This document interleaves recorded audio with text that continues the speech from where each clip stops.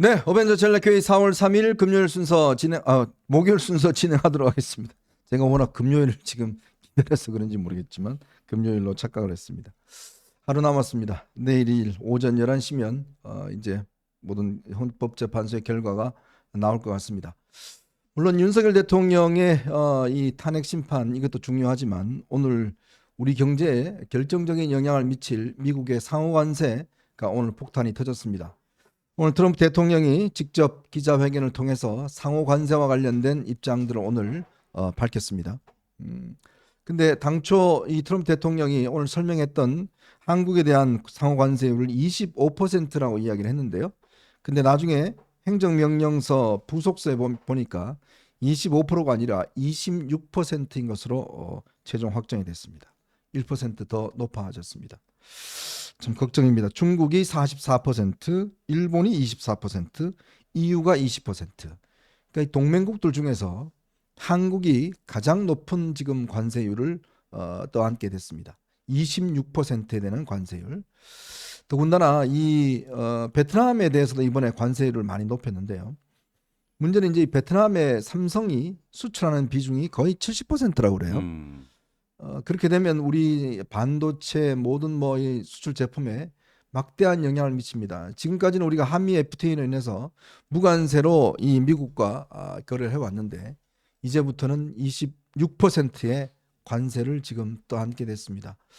이렇게 되면 우리 산업이나 이런 것들이 너무 어려워지고 특히 생산 자동차의 97%를 미국으로 수출하는 한국 GM 같은 경우는 사실상 이거 거의 문을 닫아야 되는 지경이 아닌가.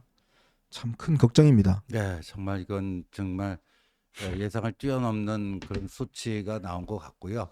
아시다시피 한국은 수출로 먹고 살았다 해도 과언이 아닐 정도로 수출이 우리 경제에서 차지하는 비중, 이게 이제 전체 그 GDP 중에 무역액이 차지하는 그 비중이 80%가 넘어요. 그러니까 대외 의존도가 굉장히 높은 나라고 대한민국의 한강의 기적이라는 것도 결국 수출 신화를 통해서 이루어온 것이고 그런데 이게 이제 최근 몇 년 동안 이제 이 블록 경제화가 심화되면서 우리나라 최대 그 수출국이 중국에서 미국으로 바뀐 지가 몇 년 되지 네. 않습니까? 그런데 이 26%라는 숫자는 굉장히 클 것 같습니다. 네. 이게 지금 우리가 이제 앞으로 부담해야 될 것들이 많고 우리 아마 산업에 영향을 미치는 게 꽤 많을 것 같습니다. 우리가 미국 흑자가 많기 때문에 아마 오늘 트럼프 대통령이 또 쭉 설명해 나가면서 한국은 그냥 건너뛰었어요. 일본하고 인도는 아베하고 친하다 등등 이야기를 했는데 한국은 워낙 지금 리더십이 없다 보니까 건너뛴 것 같습니다. 지금 사실은 우리가 윤 대통령 지금 비상계엄으로 인해서 사실은 참 이 지도부 공백이 상태가 돼 있는데 저는 또 이 시점에 정말 또 한 번 너무 열받는 일이 트럼프 대통령 취임이 예정이 돼 있었고 트럼프 대통령이 취임하면 어마어마한 이런 관세 전쟁을 일으킬 것이라는 것은 전문가들이 다 예견했던 상황입니다. 근데 이 중요한 시점에 참 왜 이런 일을 벌여서 이 경제까지도 이렇게 지금 힘들게 하는 건지 정말 말을 잊지 못하겠습니다. 지금 이렇게 되면 우리 기업들요, 미국 수출 이제 거의 특히 우리가 대기업들은 좀 견딜만 합니다.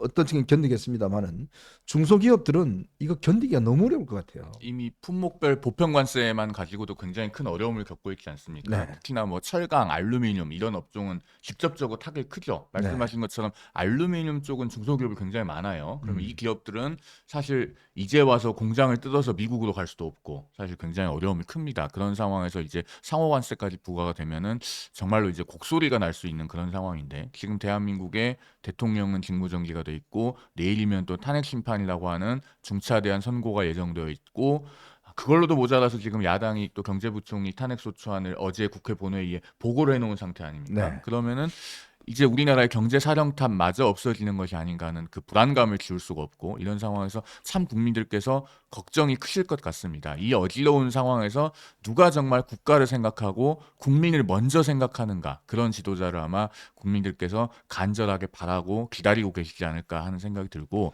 정말 한시라도 빨리 모든 정치권이 초당적으로 기회를 모아서 이 트럼프 관세에 대처하는 문제만큼은 힘을 합쳐야 된다라는 말씀을 드립니다. 제가 뭐 그때 살아보진 않았지만 우리가 대한민국이 건국되고 난 다음에 그 혼란스러웠던 시기 있지 네. 않습니까? 그 시기와 저는 거의 지금 뭐 맞먹는 거 아닌가라는 생각이 들어요. 정말 대외 환경은 급속도로 악화되고 있고 정말 우리 수출과 안보 뭐 이런 것들이 정말 위기 상황에 처해 있는데 국내에서는 완전히 이게 뭐 당파 싸움이라 예전에 당파 싸움 같은 게 그냥 뭐 끝도 없는 지금 싸움을 벌이고 있고 대통령은 이에 맞서서 지금 아무 일도 못 하고 있고 자 이런 지금 국난의 위기에 처해 있습니다. 그렇지만 또 이 우리가 당시에는 그래도 이승만이라는 걸출한 인물이 있었기 때문에 네. 그 위기를 극복을 했고 그 이후에 박정희라는 또 이 인물이 있었기 때문에 그나마 우리가 먹고 살 수 있는 그 기반을 마련했지 않습니까? 그렇죠.